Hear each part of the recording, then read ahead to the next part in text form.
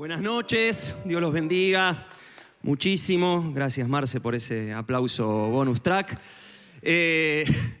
Vamos a la palabra, sí, quiero ir directo al mensaje de hoy. Lo titulé Un poquito más. Ese es el título, Un poquito más. No sé si tenemos ahí las placas, hoy se vienen bien coloridas y juveniles. Un poquito más. Y mi objetivo para hoy es que te vayas de este lugar en un ratito, que salgas por esa puerta, siendo un poquito más tres cosas. Sí, es un objetivo triple el de hoy. Primero, que te vayas de este lugar siendo un poquito más normal. ¿Cuántos anormales hay acá? Reconozcamos que todos tenemos ahí un cierto grado de anormalidad, así que primero objetivo, que te vayas siendo un poquito más normal. Segundo, un poquito más dependiente, obviamente, de Dios. Y tercero, que te vayas de este lugar siendo un poquito más cara dura. Ese es mi objetivo. Un poquito más normal, un poquito más dependiente y un poquito más cara dura. Y quiero que leamos el versículo que nos va a servir de disparador para la reflexión de hoy. Es 2 de Samuel 12:8, que dice así. Dice: por si esto hubiera sido poco, te habría dado mucho más. Por ahora solamente léelo y empezá a masticarlo, a sentir a ver qué es lo que genera en vos escuchar estas palabras, ¿no? Imagínate, un día Dios se te presenta y te dice: por si esto que te di no te hubiera alcanzado, hubiera sido poco, yo te hubiera dado mucho más. En un rato vamos a ver a quién le dijo Dios esto y bajo qué circunstancias se lo dijo, pero empezá a procesarlo, ¿no? Cada vez que leemos un texto bíblico, por lo menos a mí me gusta ponerme ahí en rol de protagonista. ¿Qué pasaría si yo escuchara esto? Y cuando leí este versículo, a mí en lo personal me produjo estas tres cosas que te decía recién. Me movilizó, me impulsó a ser un poquito más normal, un poquito más dependiente y un poquito más cara dura. Sí, léelo de nuevo, ponelo ahí en la pantalla y imagínate que Dios te lo dice a vos. Por si esto hubiera sido poco, te habría dado mucho más. ¿Sabes? Todos creemos y deseamos hasta ahí. No sé cuál es tu hasta ahí, pero todos creemos y deseamos hasta ahí. A mí me gusta poner la manita así, hasta ahí. Es decir, tenemos una medida de expectativa y una medida de deseo. El apóstol Pablo diría que tenemos una medida de fe. Decía Pablo, ahí escribiéndole a los Romanos 12:3, según la medida de fe que Dios les haya dado. ¿Qué significa esto de que tenemos una medida de fe? Sencillo, que todos creemos y deseamos hasta ahí. Nuestra fe no es ilimitada, ni nuestros deseos son ilimitados. Tiene un límite nuestra fe, una talla, una medida. Y esa medida, lejos de limitarnos, nos protege, como cualquier límite en la vida. Los límites no están para restringirte, limitarte, sino para protegernos. Esa medida de fe evita que nos la creamos. Si lees el versículo completo ahí de lo que le dice Pablo a los romanos, les está hablando de esto. Nadie se la crea, nadie piense de sí demasiado elevado, demasiado alto, nadie tenga un concepto de sí mismo más alto que el que deba tener, sino que piense de sí mismo con cordura, con mesura. Así que la medida de fe no tiene una connotación negativa, limitante, sino positiva. Es decir, nos guarda de creernos superhéroes y hacer locuras temerarias, ¿no? Imagínate, si yo tuviera toda la fe del mundo y creyera que no me para nadie, sería un loquito que termina haciendo locuras por tener un concepto de mí mismo más alto que el que debo tener. Por eso todos creemos y deseamos hasta ahí.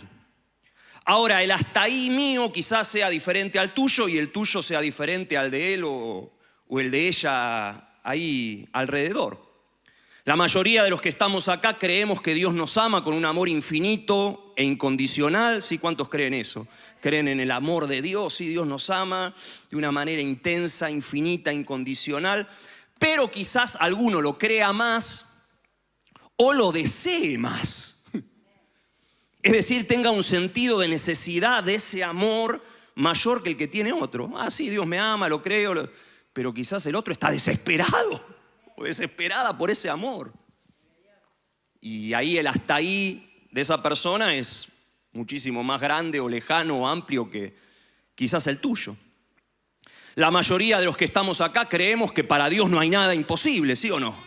Que Él no conoce de imposibles, que es todopoderoso, lo decimos 1000 veces, lo cantamos, hacemos carteles para pegar ahí en la heladera, para Dios no hay nada imposible, bueno.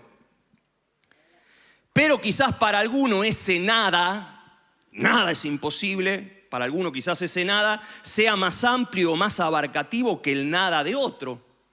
Quizás tu nada sí incluya que Dios tiene poder para resucitar un muerto, pero no incluya que Dios tiene poder para darte tu casa propia y que vos seas dueño o dueña de tu propia vivienda. Quizás no lo incluye tu nada, o sí lo incluye teológicamente, sí, yo creo que Dios lo puede hacer, pero no lo incluye en tu expectativa práctica, es decir, lo crees teológicamente, pero no esperás que suceda. Sí, lo veo como una utopía, como algo lejano, que bueno, si se da un milagro de esos súper raros, quizás ocurra. O puede pasar que alguno desee más ver a Dios actuando en los imposibles que otro. Dice el Salmo 111, grandes son las obras del Señor, buscadas, anheladas por aquellos que las quieren. Y quizás alguno, como en el caso de lo que habla este salmista, las desee y las busque intencionalmente, no como algo ahí lejano, una utopía, sino quiero ver esas obras grandes, esos milagros y algunos los buscan y otros no. Y otros quizás sí las quieren, esas obras grandes, extraordinarias, y las buscan, pero hasta ahí. Porque de nuevo, todos creemos y deseamos hasta ahí. Y mira, una buena pregunta para hacernos, cualquiera sea tu hasta ahí, ¿no? Quizás sea hasta ahí o hasta ahí o hasta... Cualquiera sea tu hasta ahí, una buena pregunta y que nos vamos a hacer hoy al terminar esta reunión es la siguiente, escuchá. ¿Y qué si es verdad que? ¿No? Pregúntate esto de vez en cuando. ¿Y qué si es verdad que? ¿Y qué si es verdad que de verdad Dios me ama con un amor incondicional, infinito, archi, súper recontra generoso, más generoso de lo que... ¿Y qué si es verdad que es verdad eso? ¿Y qué si es verdad que de verdad no hay nada imposible para Él? Porque de nuevo, lo creemos, sabemos que es verdad, lo tenemos teológicamente ahí más o menos acomodado, pero lo creemos hasta ahí. Y lo deseamos, lo buscamos también hasta ahí. Y en definitiva no termina siendo verdad de verdad, ¿no? Verdad verdadera, valga la redundancia. En un momento Dios le dijo al rey David, acá está el protagonista, el receptor de lo que leímos recién, le dijo Dios a David lo siguiente: por si esto hubiera sido poco, te habría dado mucho más. En otras palabras, hasta ahí llegó tu medida de expectativa y de deseo. Ese fue tu límite, tu hasta ahí. Pero si en vez de ser hasta ahí hubiera sido hasta allá o hasta acá, ¿qué dice Dios? Te hubiera dado más, mucho más. Los pongo en contexto.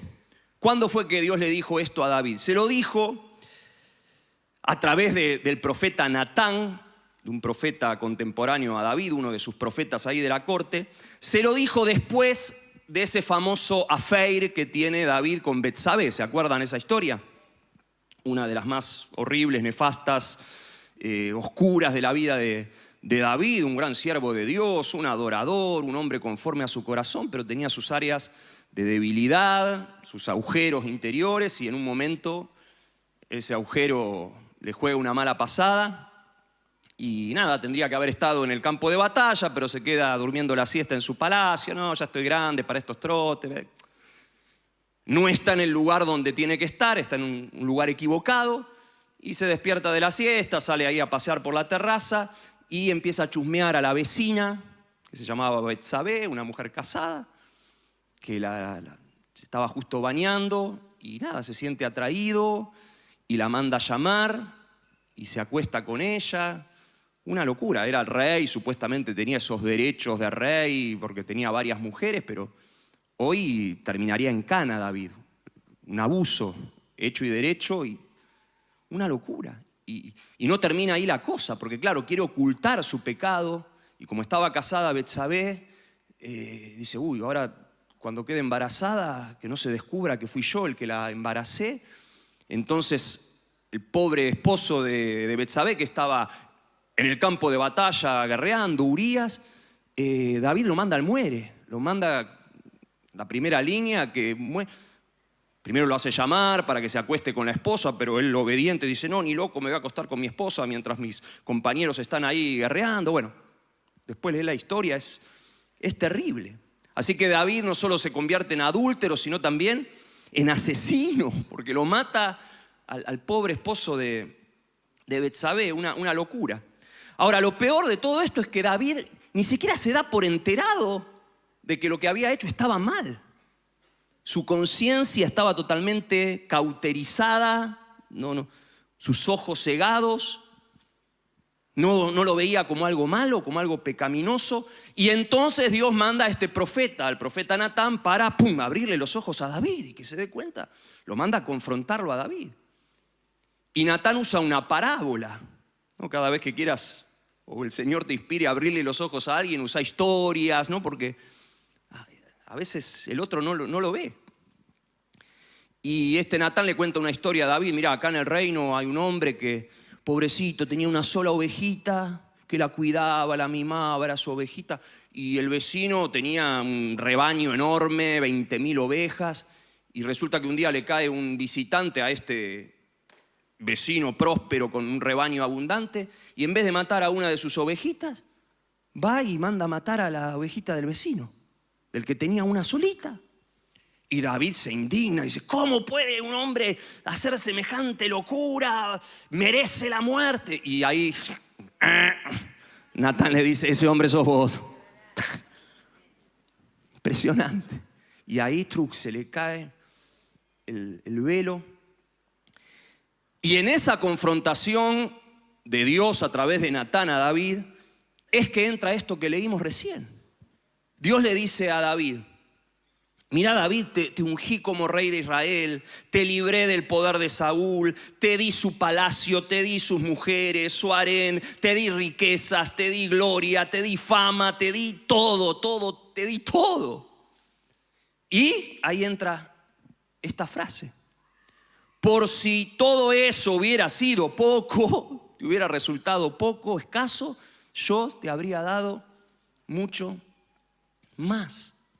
Ahora, y este es mi punto de la noche y nos cuesta entenderlo porque estamos tan acostumbrados a nuestras mezquindades humanas que no entendemos el sentido de estas palabras. Entendé que Dios no le dice esto a David para tildarlo de desagradecido. No se lo dice como solemos los padres a veces decirle a nuestros chicos cuando no quieren comer la comida porque no les gusta. Nene, hay chicos que se mueren de hambre en el mundo. Desagradecido, comé, ¿cómo no vas? ¿De qué te quejas? ¿No? Todos los padres hacemos eso. No se lo dice así. Dios no estaba manipulando a David para que sintiera culpa. Uy, mira, Dios me dio tanto y... No.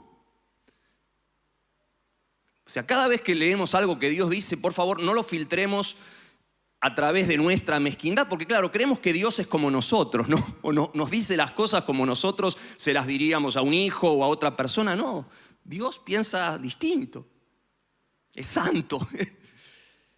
Así que no se lo está diciendo en ese sentido. ¿Cómo se lo está diciendo? Con sinceridad.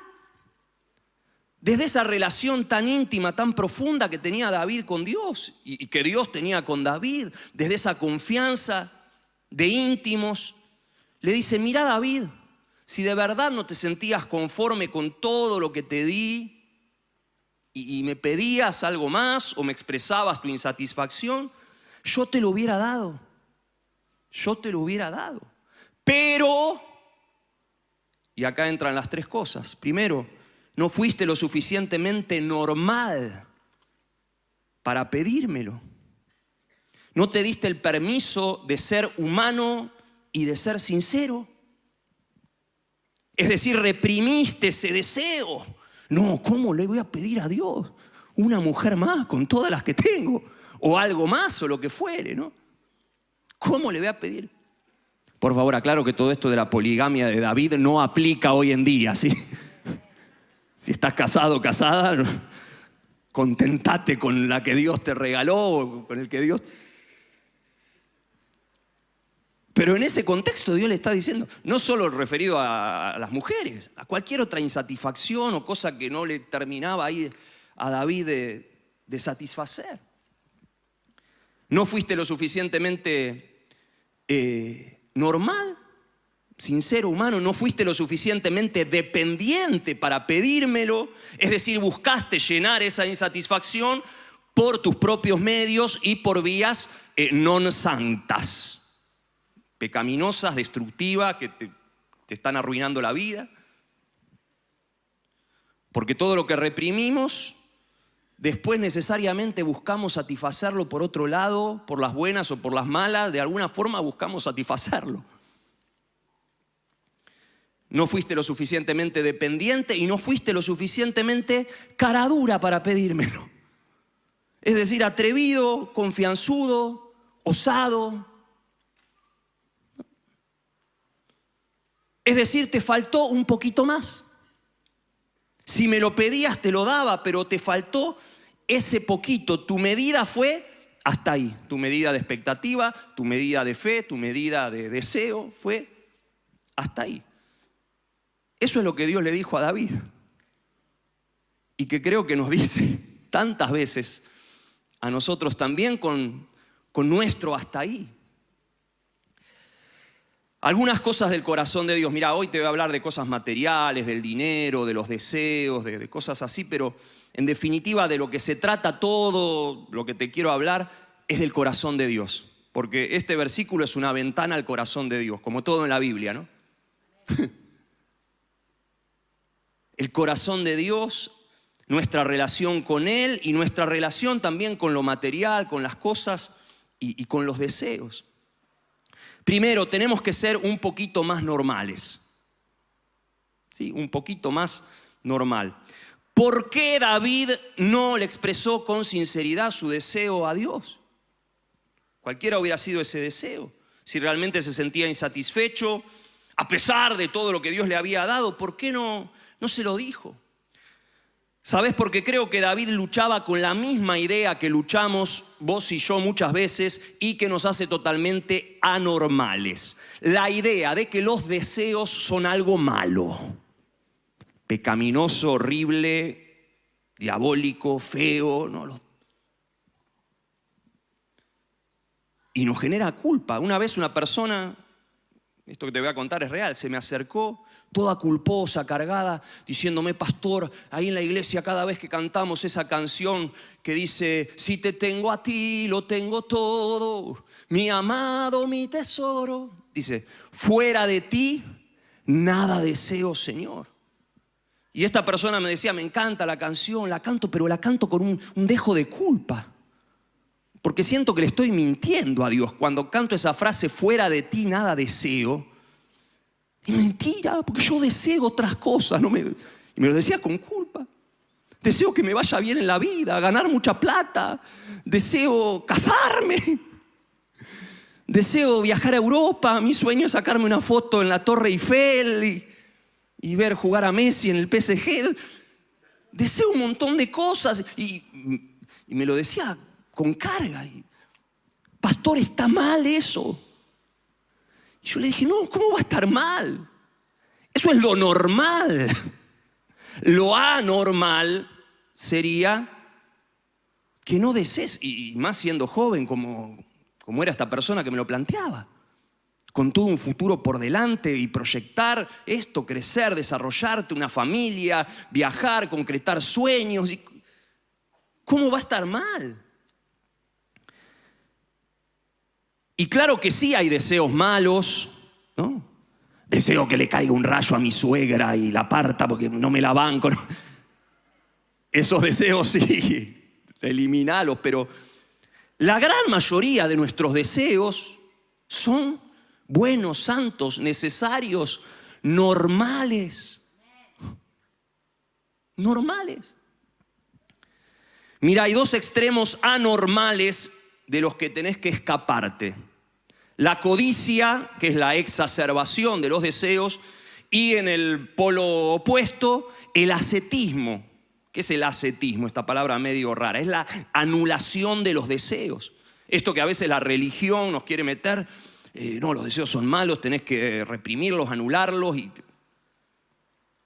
Y siempre estamos tironeados por esta tendencia, ¿no? Tertuliano, uno de los padres de la iglesia, allá por el siglo II, decía que así como Cristo murió crucificado entre dos ladrones, ¿se acuerdan ahí en el Gólgota? Él estaba en el medio y a la derecha, a la izquierda tenía dos ladrones. Decía Tertuliano, de la misma manera el evangelio de Cristo siempre está como crucificado, tensionado por dos evangelios ladrones, truchos, falsos. Por un lado el legalismo, que dice que en definitiva lo que te salva son tus obras, tu moralidad y todo esto que recién nos compartía Tommy en realidad no sirve o no es así, el legalismo. Y del otro lado el ladrón del evangelio de la gracia barata, como la definió un teólogo, que dice, ok, si lo que te salva es la gracia, entonces no importa cómo vivas, hacé la tuya, viví la vida loca, que pasará, ¿no? Y siempre está esta tensión. Y en el medio el evangelio de la gracia, que es tan frágil, ¿no? Tan delicado y que hay que cuidarlo. Y en relación a los deseos y a lo material también hay dos evangelios truchos o dos mensajes truchos que, ojo con lo que escuchás, con lo que te predican. No, de un lado el famoso evangelio de la prosperidad, mal llamado evangelio de la prosperidad, como siempre dice el pastor Carlos, porque prosperidad es una palabra buena. Dios quiere que prosperes, ¿sí o no? Que te vaya bien, que te prosperidad integral, el shalom de Dios, que incluye lo material, la salud, lo físico. En realidad es el evangelio de la codicia, ¿no? Esta idea de que las bendiciones de Dios solo se miden por lo que tenés en la billetera o si te va mal o bien, y si no estás siendo próspero es porque estás en pecado, ¿no? Una locura. Y del otro lado, ¿no? Según ese evangelio, los apóstoles fueron todos unos fracasados que vivían en pecado, porque todos murieron como mártires sin un sope en el bolsillo, ¿no? Pero esa idea, ¿no?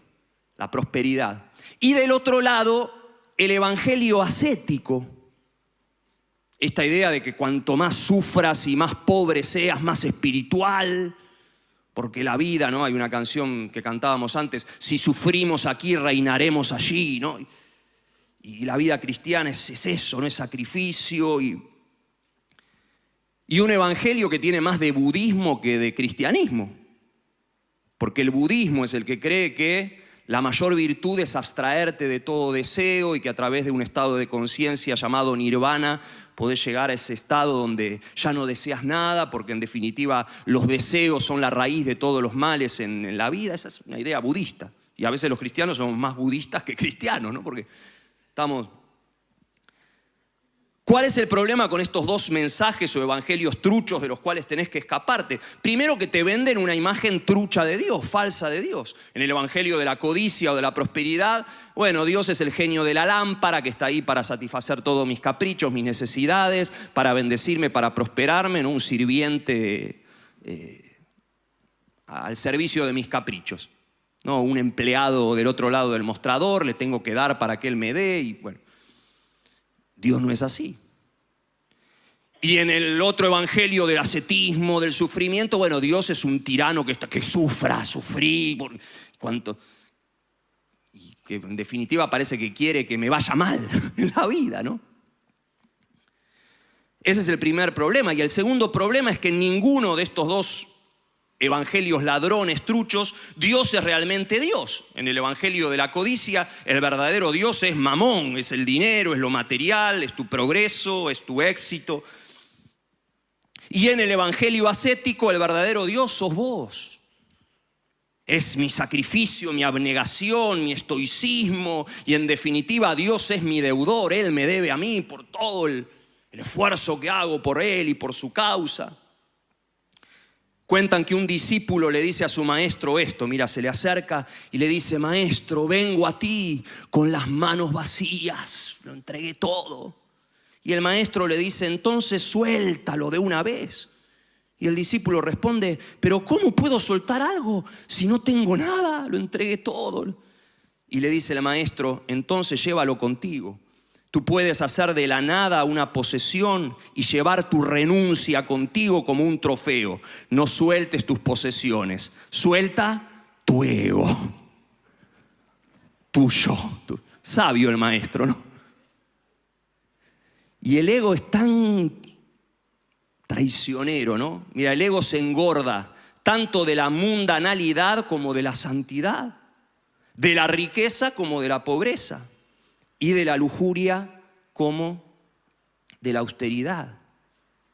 Y hay gente que está tan orgullosa de su estoicismo, ¿no? Y un ego así de grande por cómo sufro por la causa, ¿no? Por eso vos tenés que escaparte de estos dos extremos. Y le digo sobre todo esto a los jóvenes, adolescentes, porque te van a tironear, ¿no? Que tengo que desear o no desear. La codicia, el ascetismo, y simplemente ser normal. Tenemos que ser normales. Ahora, ¿qué es ser normales? Porque es difícil. ¿Cuál es la normalidad? Mira, ser normales es ser hijos que conocen a su papá. Eso es ser normales. Jesús usó una parábola para ilustrar estos dos extremos anormales de la codicia y el ascetismo. ¿Se acuerdan cuál fue esa parábola? Una de sus parábolas más famosas. La parábola del hijo pródigo, que en realidad es la parábola de dos hijos, el codicioso y el ascético. ¿Qué tenían en común los dos? El más chico y el más grande, que ninguno de los dos conocía el corazón de su papá. El primero creía que lo iba a hacer feliz y llenar en la vida era lo material y vivir la vida loca. Y se acuerdan la historia, pide su herencia y se la gasta. Y el segundo creía que lo iba a hacer feliz era su estoicismo sacrificial, su austeridad y su sacrificio en la casa. Ninguno de los dos conocía el corazón de su papá. Y recordarán la historia, ¿no? Cuando vuelve el primero, después de haberse malgastado todo y haber terminado en la ruina, y le pide: padre, haceme tu... El padre lo abraza, le da el anillo, el vestido, el calzado, prepara un gran asado, una fiesta, y ahí aparece el segundo y dice: padre, ¿cómo puede ser? Yo te fui fiel acá, laburando día y noche, y nunca me mataste ni siquiera un cabrito, algo, y a este le mataste el becerro gordo. Y el papá le dice: pero hijo, todo lo que tengo es tuyo. Bastaba con que me lo pidieras. O sea, el segundo vivía y dormía pegado al papá más generoso del universo. Y este sí que no tuvo ni la caradurez, ni la dependencia, ni la normalidad para pedirle: haceme un asado, viejo, algo. Ninguno de los dos conocía el corazón del Padre. Por eso, ¿cuál es el parámetro de normalidad? Conocer a Dios, conocer a nuestro Padre. Y si buscamos un parámetro de normalidad en los evangelios, mira, los niños son el parámetro de normalidad en el reino. Si tenés hijos, ¿no? Por más que tengan esos días medio caprichosos: papá, comprame todo, los caramelos, la figurita, la cosa. Los niños no son ni codiciosos ni ascéticos, son niños, son hijos, son. Y con Dios a veces somos tan antinaturales. De nuevo, como no lo conocemos como Padre, somos anormales. Y nuestro problema con Dios nunca es que seamos demasiado pedigüeños, todo lo contrario. Dios nunca te va a retar por ser demasiado pedigüeño, ambiciosa. No, todo lo contrario. ¿Sabes lo que realmente entristece el corazón del Padre? Que no tengamos la confianza de hijos para acercarnos y de nuevo con sinceridad. Dios, deseo esto, anhelo esto.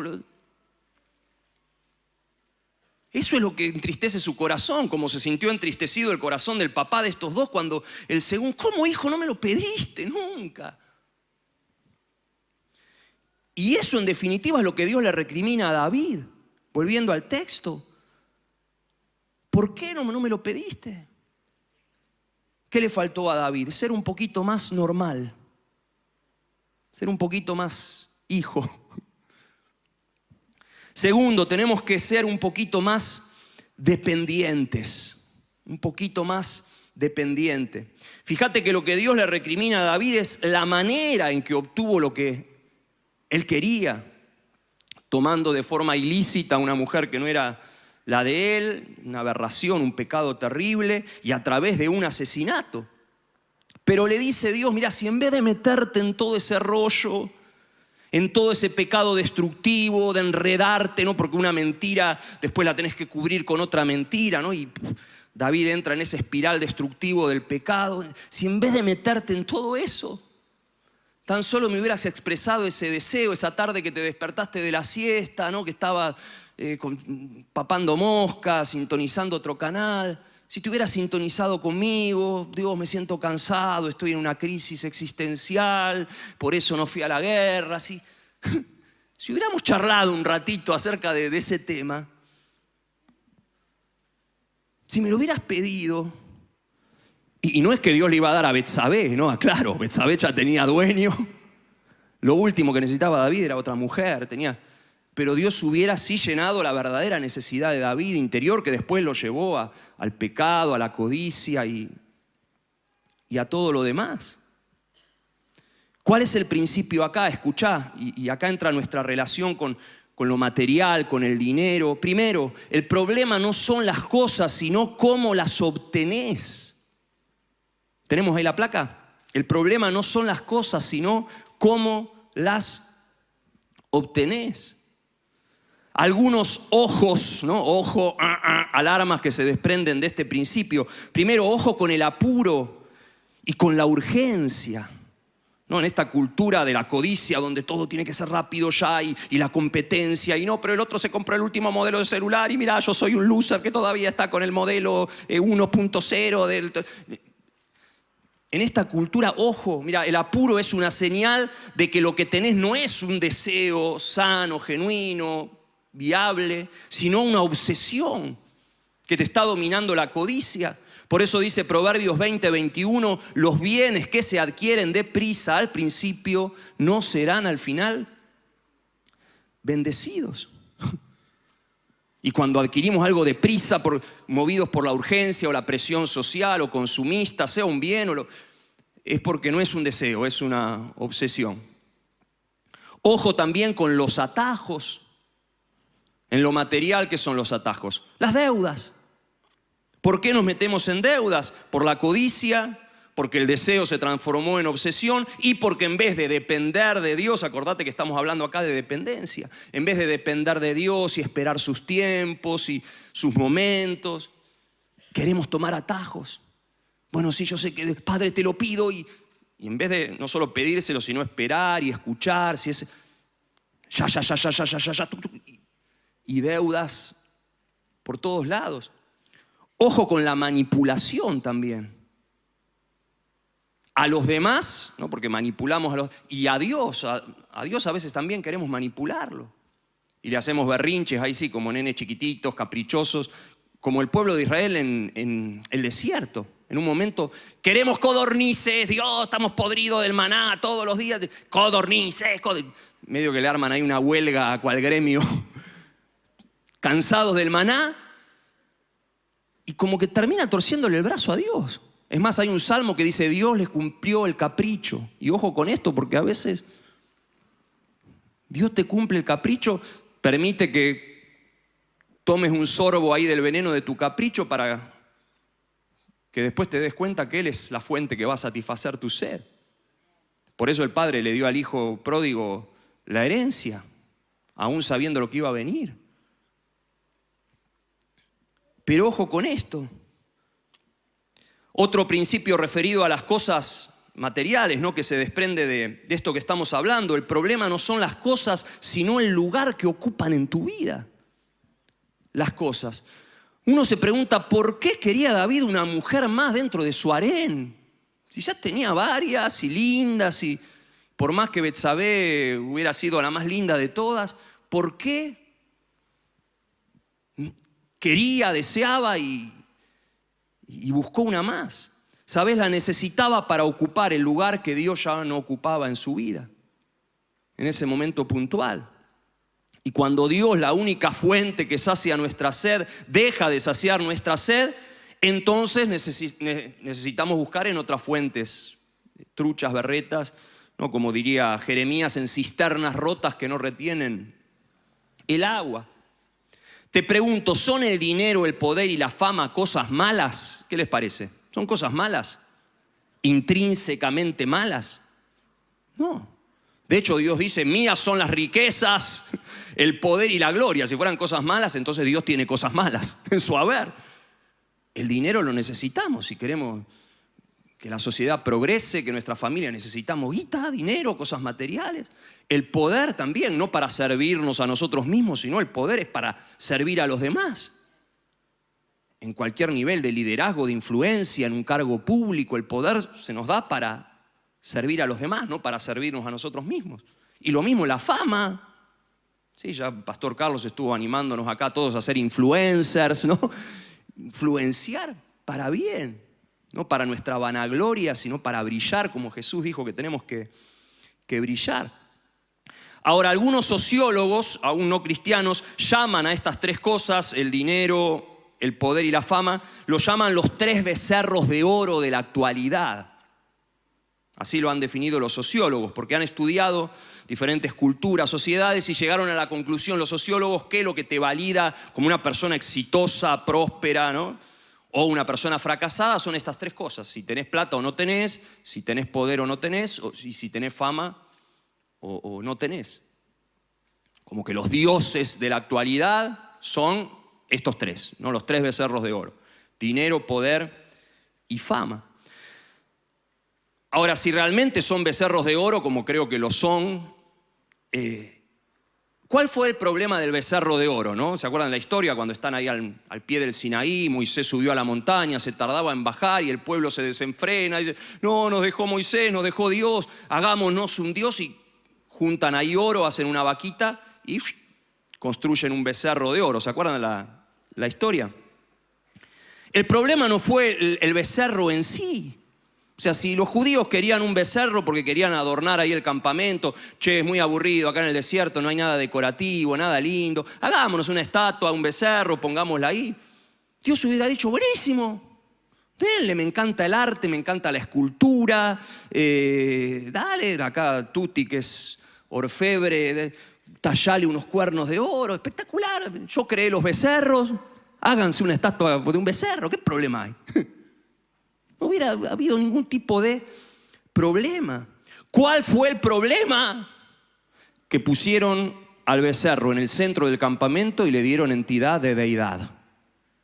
Este ahora es nuestro Dios. De Él dependemos, en Él está nuestra confianza, nuestra seguridad, y empezaron a adorarlo como a Dios. Por eso el problema nunca son las cosas en sí, sino el lugar que ocupan en tu vida. Por eso, ¿qué significa ser un poquito más dependientes? Porque todos estamos acá en este proceso de ser cada vez más dependientes de Dios, en todo y para todo. ¿Qué significa? Sencillo, primero que nuestra felicidad dependa cada vez más del amor de Dios y menos de si te está yendo bien o mal en lo material. Que tu felicidad dependa de Él. Y segundo, que aprendamos a pedirle todo a Él. Lo que no hizo David y que tendría que haber hecho. Y pedirle sin filtro, sin vergüenza, sin pruritos, ¿no? Pedirle todo, porque a veces reprimimos nuestras peticiones. aún cosas buenas que deseamos. Esta chica, que mi sueño es ir a París y sacarme una foto en la Torre Eiffel. Pedíselo a Dios, empezá a orar y orá todos los días. Poné ahí en tu listita, ver a Messi en el... Pedirle. Porque mirá, lo que reprimimos tarde o temprano aflora por canales cerrados, lo que te decía antes. Ese es el peligro del ascetismo, del legalismo. Mira, las aberraciones más horribles que se te puedan ocurrir, ¿dónde suceden? En sociedades o culturas o grupos legalistas y ascéticos, ¿no? Donde todo es no, prohibido. Puf. Ahí prepárate porque puede explotar el escándalo más grande. Muchas veces en ámbitos religiosos así se da. Y creo que la antesala de lo que le pasó a David fue que se puso ascético, se puso, no, ¿cómo le voy a pedir a Dios y con todo lo que Él me dio? Y de nuevo, no es que Dios le iba a dar otra mujer, pero Dios hubiera llenado su real necesidad. Si tan solo David lo charlaba con Él. Por eso pedile a Dios todo y sin filtro. ¿Sabes? Pedirle todo a Dios te libra de la ansiedad primero y te libra del peligro de tener que obtenerlo por tus propios medios. Eso es lo maravilloso de pedir.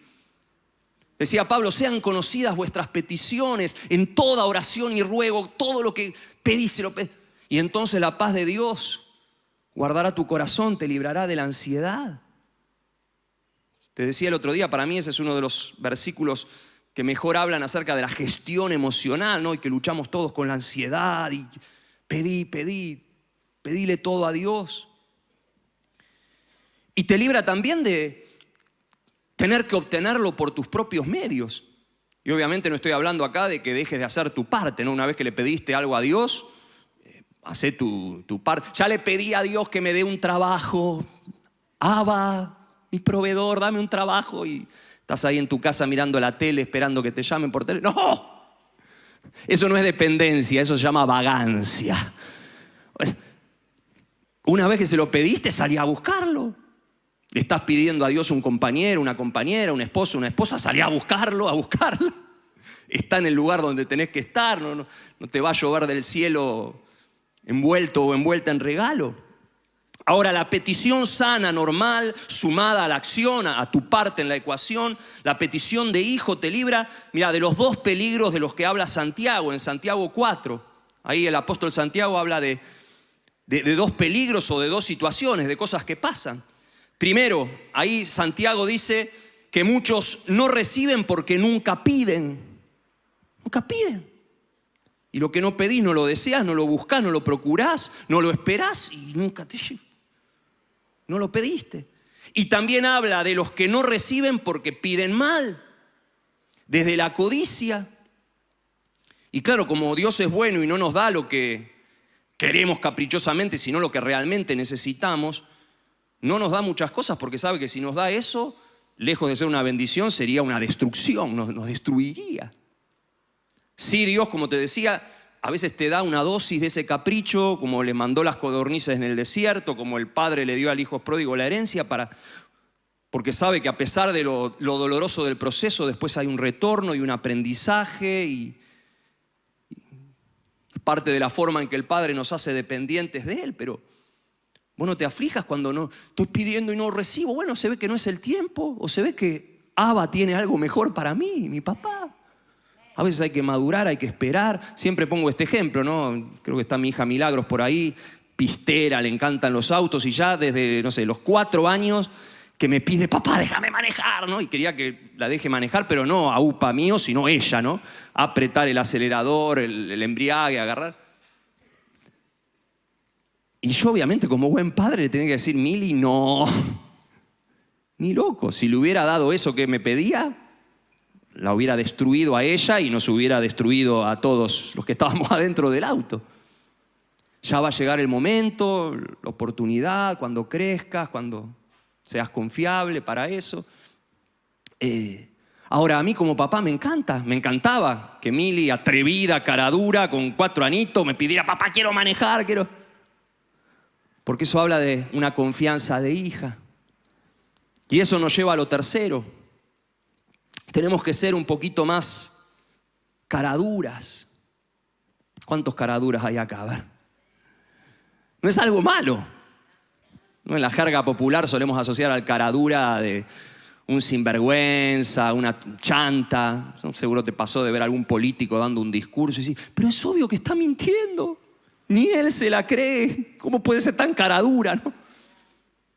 Ahora, acá caradura no es sinónimo de chanta, sino de osado, de mandado, de atrevido. Estoy seguro que si viene una persona famosa hoy acá, no sé, viene Messi, muchos lo mirarían de lejos, uy, mira, y otros caradura lo encararían ahí, un autógrafo, foto. Y todo.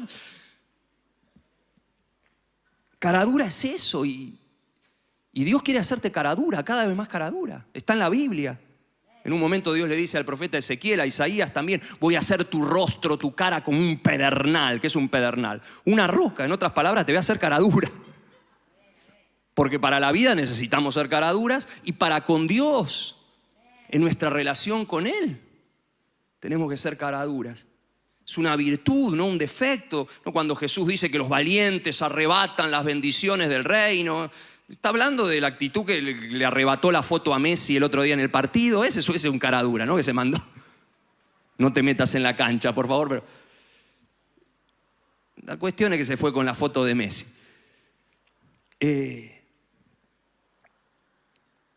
Caradura, mira, es sinónimo de confianzudo. Y esta es la frase que resume todo lo que te estuve compartiendo. Mira, todo en la vida tiene que ver con la confianza. Todo en la vida tiene que ver con la confianza. Tu confianza en Dios y su confianza en vos. Todo tiene que ver con confiar más en Él y en hacerte vos más confiable para Él. Y que Él te pueda confiar más, un poquito más. ¿Sabes que Dios quiere confiarte más? Siempre quiere confiarte más, un poquito más, en todo. Y las medidas de fe son medidas de confianza. Y lo bueno es que no son medidas estáticas. De nuevo, por un lado nos preservan, nos guardan de creernos más de lo que somos, de tener un concepto más elevado, como decía Pablo, pero son medidas dinámicas donde, ok, hasta ahora creía y deseaba hasta ahí, pero lo corro un poquitito más. Conozco más a Dios, conozco más al Padre y se va corriendo, se va ampliando.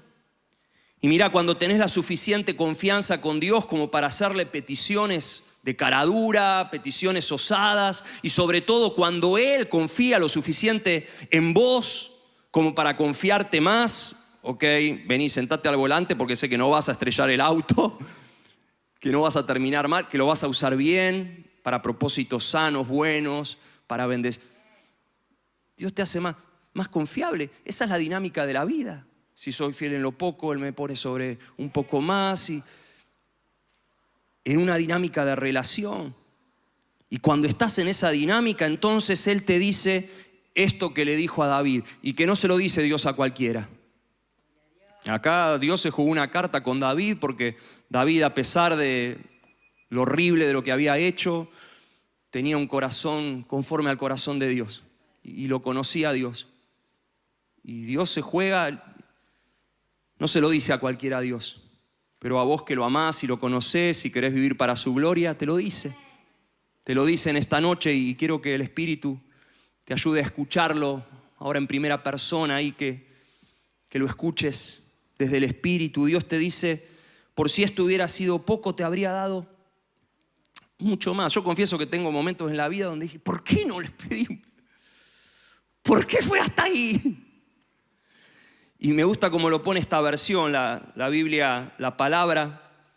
Dice, por si esto fuera poco, pensaba darte aún mucho más. En esos pensamientos de Dios que son más altos que los nuestros y en sus caminos que son más altos que los nuestros, pensaba darte un poquito más. ¿Cómo aumenta nuestra medida de fe? Sencillo, con un poquito más. Un poquito más de todo. Un poquito más de esfuerzo, un poquito más de anhelo de Dios, de disciplina espiritual, un poquito más de hambre, de sed, un poquito más de esto sobre todo. Siendo un poquito más normales, un poquito más hijos, un poquito más dependientes y un poquito más caraduras. Y todo esto que te hablé fue la preparación para que ahora le pidamos a Dios. ¿Cuántos están listos para pedirle un poquito más a Dios? ¿Sabes? Me parece que voy a predicar de nuevo todo porque... Mira, hay un pasaje acá. ¿Qué pasó, Seba?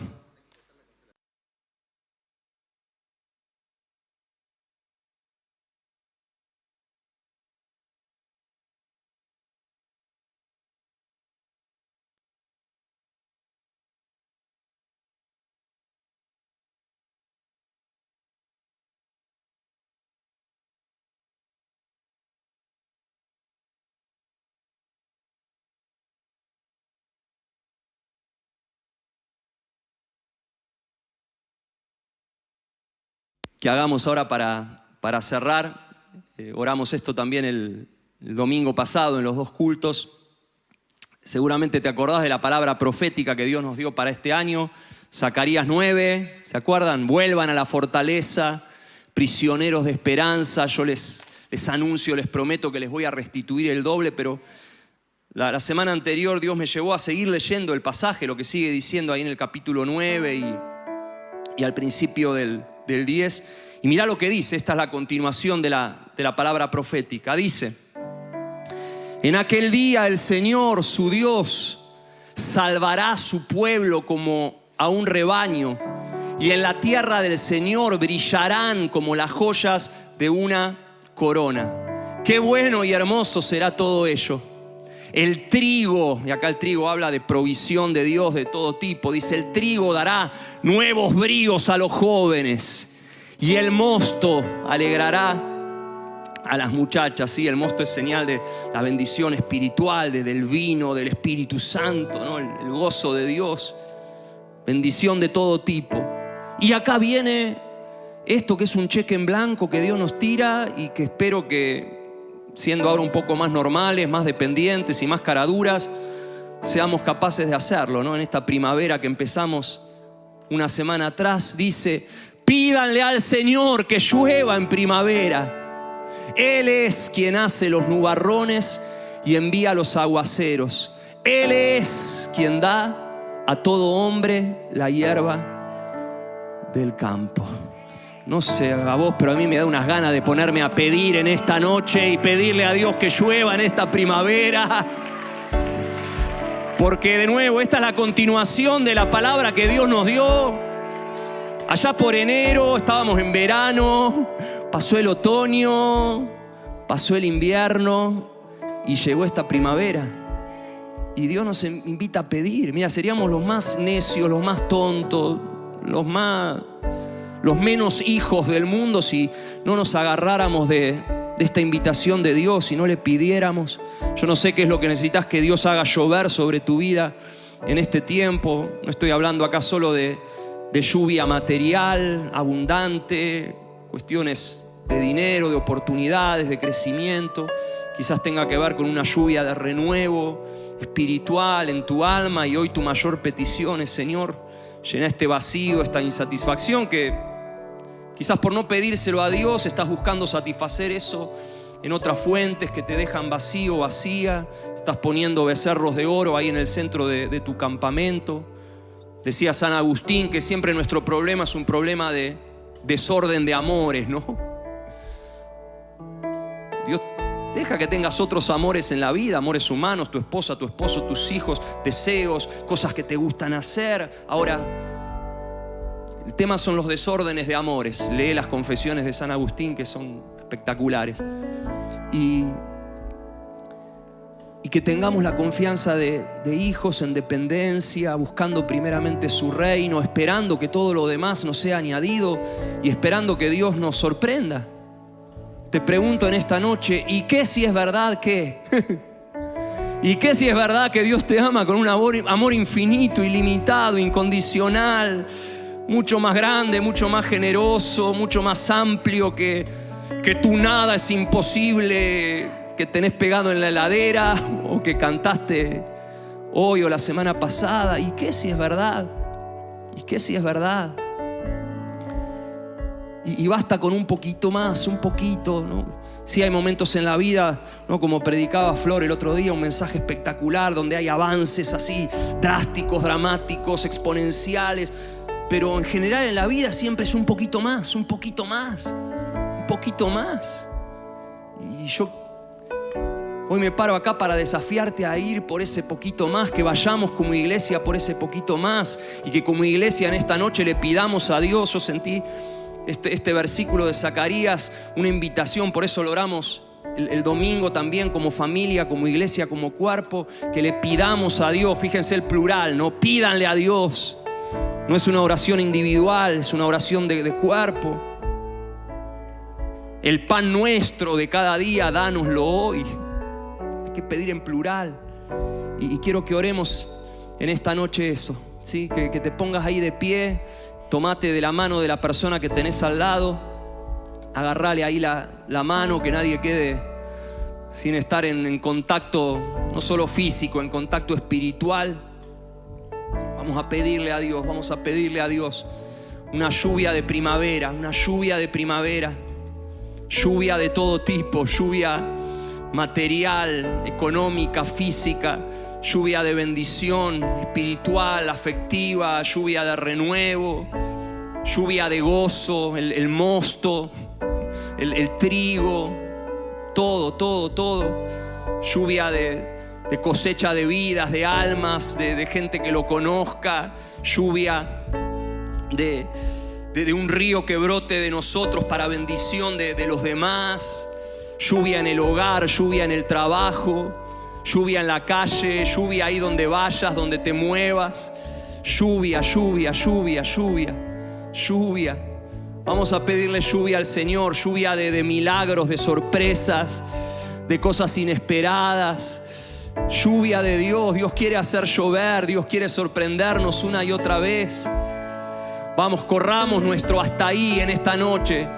Espíritu Santo, ahora ayúdanos a correr ese hasta ahí, a ampliarlo un poquito más. Metete, vamos, metámonos como iglesia. Por favor, prendamos las luces. Estamos en un momento de oración, de clamor. Vamos a prender las luces, a hacer de este lugar un lugar luminoso. Y vamos a orar, ¿sí? Ahí agarrado de la mano del que tenés al lado, empezá a alegrarte en Dios, agradecele. Levantá ahí tus manos unidas a la de tu hermano y de tu hermana y agradecele cada bendición. Eso es gozarnos en Dios, deleitarnos en Dios. Dice la Biblia, deleítate a sí mismo en el Señor y Él concederá las peticiones de tu corazón. Encomienda al Señor tu camino y confía en Él, de verdad, confía en Él y Él hará. Vamos, alegrate, gozate, agradecele. Gracias, Señor. Gracias. Mi deleite está en vos, mi delicia está en vos. Sos mi primer amor, sos el primero. Ahí, empezá a ordenar tus amores. Alegrate en Dios, alineate en Dios también. Alegrate y alineate en Él. Al buscar primeramente su reino, al buscar su rostro. El hijo pródigo lo que buscaba era que el padre lo bendijera, pero la invitación del padre es buscarlo a Él. Buscar primeramente su reino, que nuestra delicia esté en Él, en nuestra relación con Él. Por eso alegrate, alineate, abandonate en Dios también. Eso, vamos, decile, sé mi centro, Señor. Ponelo a Dios en el centro del campamento. Vamos, en adoración, en gratitud. Empecemos a alinearnos con Él, alegrarnos en Él, agradecerle con todo el corazón. Decile, sí, Señor, de mi ser hasta el cielo, sé el centro. Mi vida eres tú, digámoslo, vamos, cantémoslo. Sí, mi vida eres tú. De mi ser Hasta el cielo, Cristo. pongámoslo a Él en el centro del campamento, vamos, en el centro de nuestra vida. Sí, mi vida eres tú. De mi ser Hasta el cielo, Cristo es el centro. Mi vida eres tú. sí, mi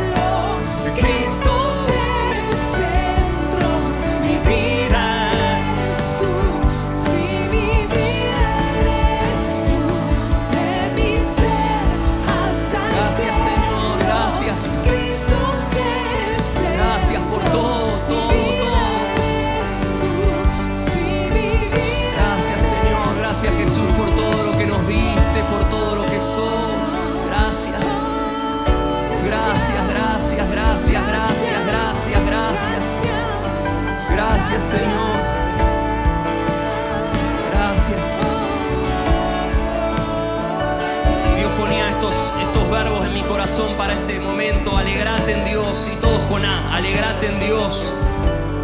Alineate a Dios. Abandonate en Dios. Y agrandate en Dios. Y animate en Dios. Este es el momento para ponernos cara dura, ¿sí? ¿Por qué dejaron de agarrarse la mano ahí? Agárrense, vamos. Empezá a pedirle a Dios que llueva. Vamos, lluvia para tu hermano, para tu hermana. Ahora, que no sea una petición para vos en primer lugar. Decís, Señor, hacé llover acá sobre mi amigo, sobre mi amiga, el que tengo a la derecha, a la izquierda. Envía lluvia de bendición abundante de todo tipo. La palabra lema para este año incluye esto que leímos recién. Pídale a Dios que llueva en primavera. A llover, Señor, en esta primavera. A llover, a llover, a llover. Queremos más, queremos un poquito más, Señor. No te lo pedimos desde un corazón caprichoso, egoísta, sino desde esa confianza de hijos ahora. A llover, una primavera de lluvia, de abundancia. A llover, abre esas puertas. A llover, Señor, ven, nos animamos. Nos agrandamos, vamos por un poquito más. Abre las puertas, ven, Señor, a llover, a llover. A llover.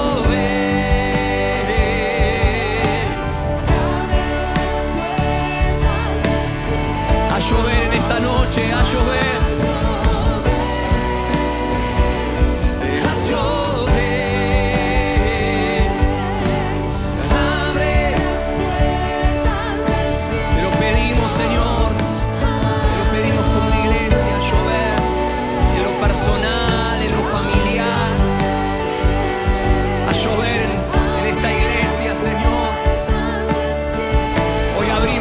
El corazón, ensanchamos la fe, ensanchamos el corazón. Sabemos que esas puertas del cielo están abiertas, que siempre están abiertas, Señor.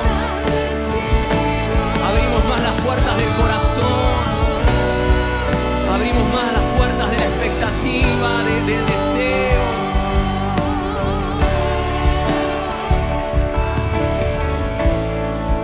Señor, ahora ensanchar nuestra expectativa, ayudándonos a salir del hasta ahí que está determinado por lo que vimos y experimentamos hasta ahora, Señor. Oh Dios, hacenos odres nuevos.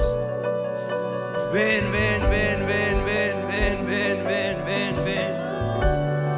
Ven, ven. Genera el deseo de ir por un poquito más.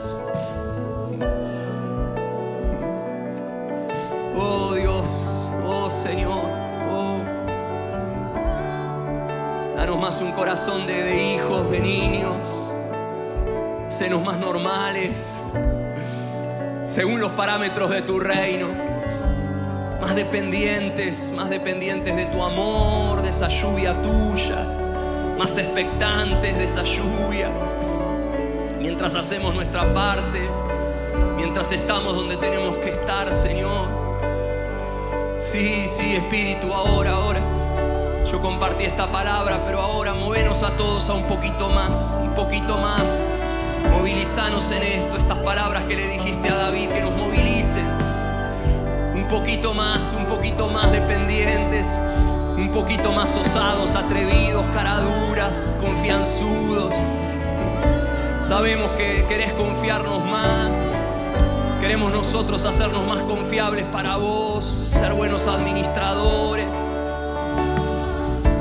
Limpia nuestro corazón, llená nuestros agujeros, satisfacé lo insatisfecho con tu gracia. Gracias, papá, porque siempre nos das no lo que deseamos caprichosamente, sino lo que necesitamos y confiamos en eso. Y siempre haces todo mucho más allá de lo que somos capaces de pedir o de entender. Ahora, ven en esta noche, ven con milagros. Si hay personas que llegaron enfermas con una dolencia física, ahora movete en este lugar con poder y sanala, Señor. Ven, que esa lluvia ahora sea lluvia de sanidad, de un toque físico. Esas gotas de gracia que van cayendo, que sanan el cuerpo, el alma, el corazón. Ven, Señor, ven, ven, ven, ven. Ven, milagros económicos en este tiempo, en esta primavera. Esperá provisión. Acordate que la palabra del Señor es una palabra de restitución del doble, de devolución del doble. Volvé a creerla, vamos a soltarla para tu vida. Cree, Dios te va a sorprender, Dios te va a proveer más de lo que sos capaz de imaginar. Ahora, vamos, corre tú hasta ahí un poquito más. Ven, ven, bendice con oportunidades, con puertas que se abren, con recursos del cielo, Señor, de todo tipo. Ven, ven, ven, ven, ven, ven, ven. A llover, te pedimos que llueva en esta primavera, Señor, que llueva, que llueva, que llueva, que llueva. Le dije a Vale que venga a compartir una palabra que recibió en la adoración y que está 100% alineada con este mensaje. Me olvidé el celu, pero lo voy a parafrasear. Te voy a pedir que cierres tus ojos porque entiendo que esta palabra la tenemos que vivir, imaginar, porque si algo sé es que tenemos un Dios vivo y cada vez que una palabra o todo esto que está compartiendo Sebi, por lo menos lo vivenciamos. Y está en Ezequiel 47, me venía a mi mente cuando estábamos en la adoración, cuando Miri estaba ahí ministrándonos con todo el equipo, aguas salutíferas, ¿no? Y me llevó a Isaías 47 y bueno, después léelo completo, pero hacete la imagen que Dios estaba llevando al profeta a un río y le decía, bueno, tenés que meterte un poquito más. Era un río que salía de ese templo y le decía, metete un poquito más, y las aguas le llegaban a los tobillos. Y después le decía, caminá un poquito más, y iba midiendo y las aguas ya le llegaban un poco hasta las rodillas. Y le decía, seguí metiéndote un poquito más, y ya las aguas le llegaban hasta los hombros. Y tuvieron que correrse porque el río había crecido mucho y no podían pasar sino solamente a nado. Y le decía, ¿viste esto, hijo de hombre? Y después lo siguió llevando a la ribera del río y había muchísimos árboles de un lado y del otro, y le decía que esas aguas seguían saliendo de ese lugar, venían por lo bajo. Y seguía hablándole y le decía, y toda alma viviente que nadare por donde quiera que entrar en esos dos ríos vivirá, y habrá muchísimos peces por haber entrado allá en esas aguas, y recibirán sanidad, y vivirá todo lo que entrare en ese río. Y junto al río, sigue diciendo, en la ribera, a uno y otro lado, crecerá toda clase de árboles frutales, sus hojas nunca caerán ni faltarán su fruto, y a su tiempo madurará, porque sus aguas salen del santuario, y su fruto será para comer, y su hoja medicina. Y ahora vamos a hacer este ejercicio. Cerra tus ojos y un poquito más. Imagínate en la situación donde estás, empezándote a meter en ese río de Dios. Y metete un poquito más, sin importar lo que está sucediendo. Y metete más, y Dios te dice, acompáñame a nadar en ese río. Ese río tiene corriente, ese río te lleva a profundizar, a meterte más en el corazón de Dios, en lo que Él quiere. Y lo más loco de todo esto, que Dios me mostraba que esos árboles alrededor significan que en ese río de Dios siempre hay primavera, siempre hay primavera. Nunca se caen las hojas, siempre hay frutos, siempre hay sanidad, siempre hay restauración. Así que si vos querés tomar esta palabra, metete en ese río un poco más. Anda, sumergite, sumergite, sumergite, porque Dios trae primavera a tu vida. En este río de Dios, cuando nos sumergimos en Él, siempre hay fruto, siempre hay fruto, siempre hay fruto. Papá, esta palabra sé que es tuya, si muchos la están tomando ahora.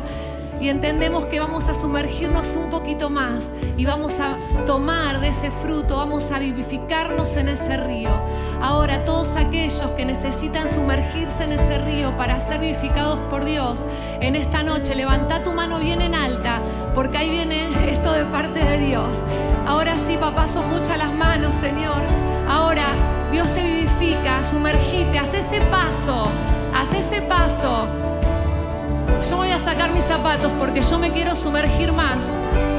Si estás con tus manos levantadas y querés dar ese paso profético, sacate tus zapatos y sumergite y empezá a caminar, porque en este momento Dios empieza a sanarte. Ahora, papá, todas estas manos levantadas, y yo como un acto profético acá, Señor, me saco mis zapatos para meterme con ellos y como comunidad, Señor, y como iglesia, estar juntos, sumergirnos, porque ahora Dios vivifica cada persona que en este lugar, ahora.